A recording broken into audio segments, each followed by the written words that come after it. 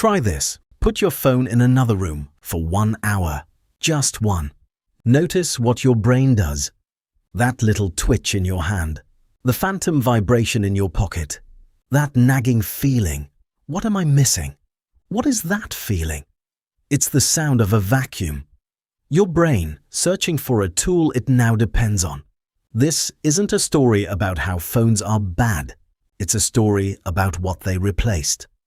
Let's start with the obvious one. Boredom. Remember boredom? Waiting for a bus, standing in a line at the grocery store, the 10 minutes before your friend shows up. What did you do? You stared into space. You watched people walk by. You let your mind wander. These were empty moments, gaps in the day. Now there are no gaps. Every spare second can be filled.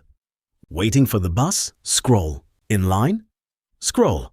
Your friend is 2 minutes late? Scroll. The phone is the ultimate boredom buffer. It's a constant stream of low-effort input. It protects us from a terrifying prospect, being alone with our own thoughts. Before, your brain had to generate its own entertainment. Daydreams, silly ideas, noticing the weird pattern of cracks in the sidewalk. Evidence suggests this mental downtime was actually important. It's where creativity can spark, where you process your day and solve background problems. Now that space is occupied by this. Next up, your memory. Quick, what's your best friend's phone number? Your childhood home address? The date of your cousin's birthday? 20 years ago, you probably knew all of these. Your brain was a Rolodex. It had to be. Remembering numbers, dates, and facts was a survival skill. Now, your brain has outsourced the job. Your phone remembers everything, every contact, every appointment, every birthday. This is called cognitive offloading. You don't need to waste precious brain power on raw data. You just need to know how to find it. It's incredibly efficient, but does it have a cost?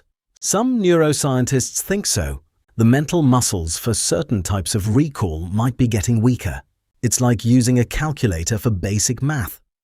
Convenient, yes, but you might forget how to do long division by hand. Our brains are plastic. They adapt to what we ask them to do, and we've stopped asking them to be simple databases. Then there's navigation. Getting lost used to be a common human experience, a real, genuine possibility. You're in a new city. You have a paper map. It's giant. It's confusing. You have to stop and ask for directions. You have to notice landmarks. Turn left at the big church, then right at the fountain. You built a mental map of the place. You learned the space by moving through it. Today, you pull out your phone. A calm voice tells you to turn right in 200 feet. You don't need to look up. You don't need to see the church or the fountain. You just follow the blue dot. The destination is guaranteed. The experience of being lost is gone, and with it, perhaps, a certain kind of spatial awareness. Meeting up with friends was also a high-stakes mission. You'd agree on a time and a place. Corner of 5th and Main, 8 p.m. Don't be late. If you were late, they'd just wait. Wondering? There was no way to send a quick text.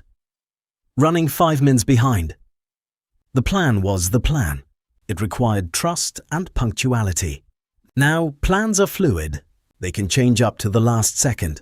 We can share our live location. The uncertainty is gone. This is amazing for convenience, but it's also changed the nature of commitment. Let's talk about proof and identity. Before phones, a memory was mostly a memory, a story in your head. Maybe you had a photograph in an album, on a shelf. You'd show it to a few people.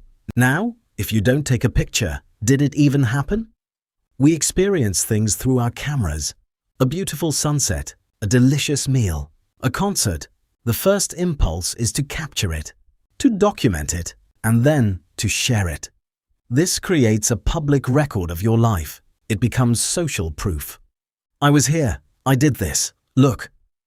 We are all curators of our own personal museum, carefully selecting the exhibits, crafting an identity from pixels and captions. This isn't new. People have always managed their reputations, but the scale and speed are unprecedented. Your identity is no longer just who you are with the people around you. It's also this digital version, available 24/7. Finally, safety. Imagine walking home alone at night 30 years ago. It's dark. The street is empty. You hear a noise. Your heart pounds. You have no way to instantly call for help. Your only tool is your own awareness, your own 2 feet. Now, you have a lifeline in your pocket. You can call someone. You can share your location. You can literally call the police in seconds. This feeling of security is profound. It has changed how we move through the world, especially for the vulnerable. It's an invisible safety net we now take for granted. So what's the point? Are phones a villain? No. They are the most powerful tool humans have ever created. They have replaced fundamental, ancient functions of the human brain. The boredom buffer, the memory index, the internal compass, the social storyteller, the personal alarm. Recognizing this isn't about ditching your phone. It's about understanding the trade. Every time you pull it out to fill a moment, you're choosing not to be alone with your thoughts. Every time you look up a fact, you're choosing not to exercise your memory. Every time you follow the blue dot, you're choosing not to build your own mental map. These tools are amazing, but they aren't free. They cost a piece of what we used to be, and that's worth thinking about. The next time you have a spare minute, maybe, just maybe, leave it in your pocket. See what your brain does with the silence.